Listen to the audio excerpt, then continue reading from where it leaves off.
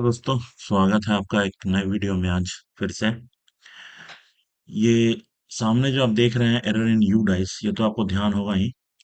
पिछले वीडियो में हमने इस बारे में बात किया था कि यू डाइस में काम करते वक्त क्या क्या एरर आ रहे थे।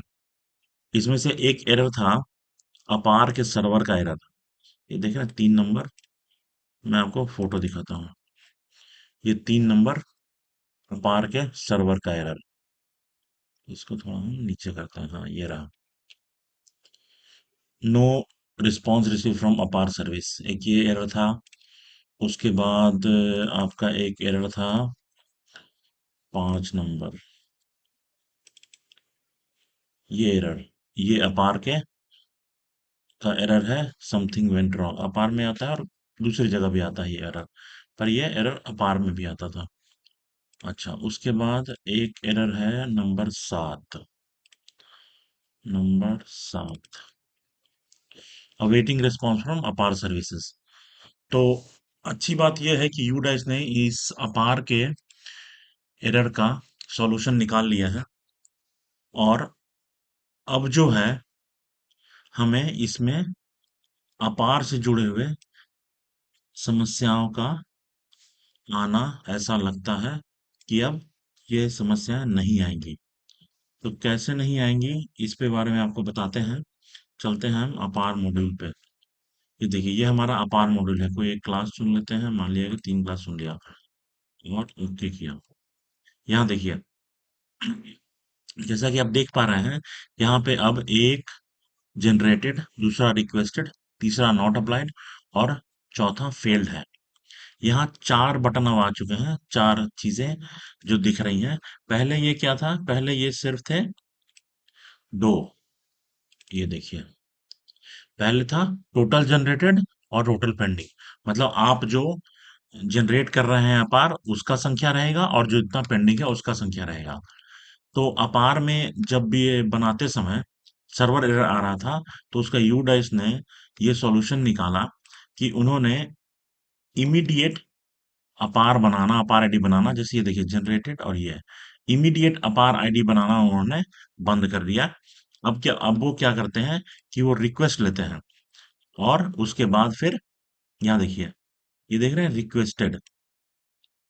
रिक्वेस्टेड इसमें क्या है कि आपको तुरंत अपार आईडी बन के नहीं मिलता है। आपका अपार का रिक्वेस्ट ले लिया जाता है और फिर अपार आईडी बाद में बनता है, जिससे कि अपार के सर्विस, अपार का जो सर्वर का एरर था, वो एरर समाप्त हो गया। ये अच्छी बात है हमारे लिए, हमें काम करने में काफी सुविधा होगी। लेकिन एक समस्या भी है। ये सॉल्यूशन अपने साथ एक समस्या लेके आया है। अब समस्या क्या है, मैं ये बताता हूँ। पहले क्या होता था कि जब हम, ये देखिए, ये एक स्टूडेंट का देख रहे हैं, यहाँ इसका यूडाइस का नाम है, उसका स्पेलिंग अलग है, और जो इसका आधार का नाम है उसका स्पेलिंग अलग है। जब पर इसका आधार जो है वो वेरीफाइड है, और अभी इसका इन प्रोग्रेस दिखा रहा है यहाँ पर। लेकिन हम इसमें क्या कर सकते हैं कि इसको हम स्टेटस को कंप्लीट कर सकते हैं आराम से, इसके यूडाइस को कंप्लीट कर सकते हैं, और इसका आभार बनाने के लिए हम प्रोसीड कर सकते हैं। पहले क्या होता था कि जब हमारे पास ये अपार में ये सुविधा, रिक्वेस्ट वाली सुविधा नहीं थी, तो इस तरह के जब हम अपार आईडी को बनाते थे, तो हमारे पास एक एरर आ जाता था। और वो एरर होता था, मैं आपको वो एरर भी दिखाता हूँ। कहाँ गया वो एरर?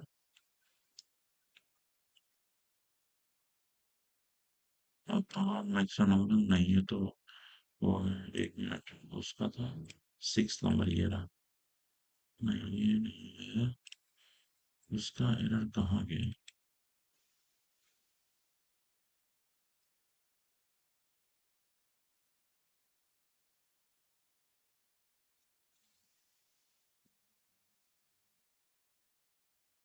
वो एरर नहीं, कल तो था इसमें।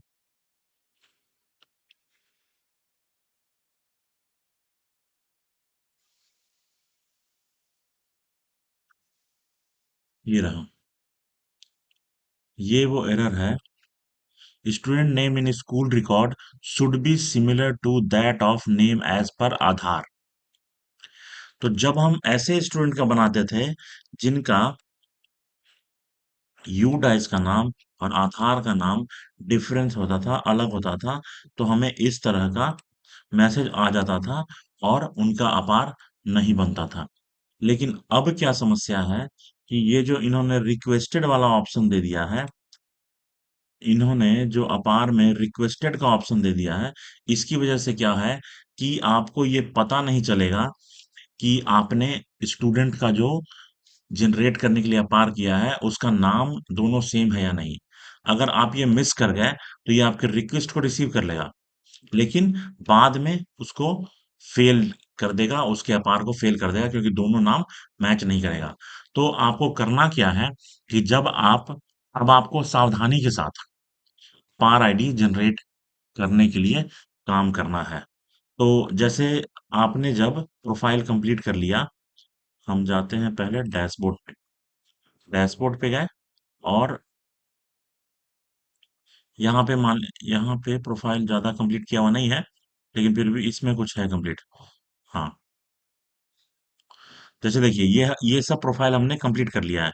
इसी तरह से सारे प्रोफाइल जब हम कंप्लीट कर लेंगे और कंप्लीट करते समय हमें ये ध्यान देना है कि दोनों नाम सेम हो। ये दोनों नाम का सेम होना बहुत ज़रूरी है।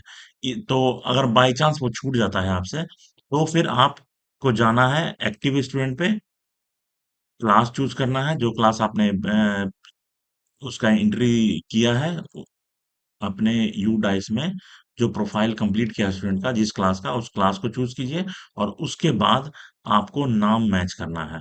जैसे इस नाम को और इस नाम को, ये जो नाम है और ये नाम है, ये हर एक स्टूडेंट का मैच करना है, ताकि और उसके बाद तब जाकर के आपको अपार के लिए प्रोसीड करना है।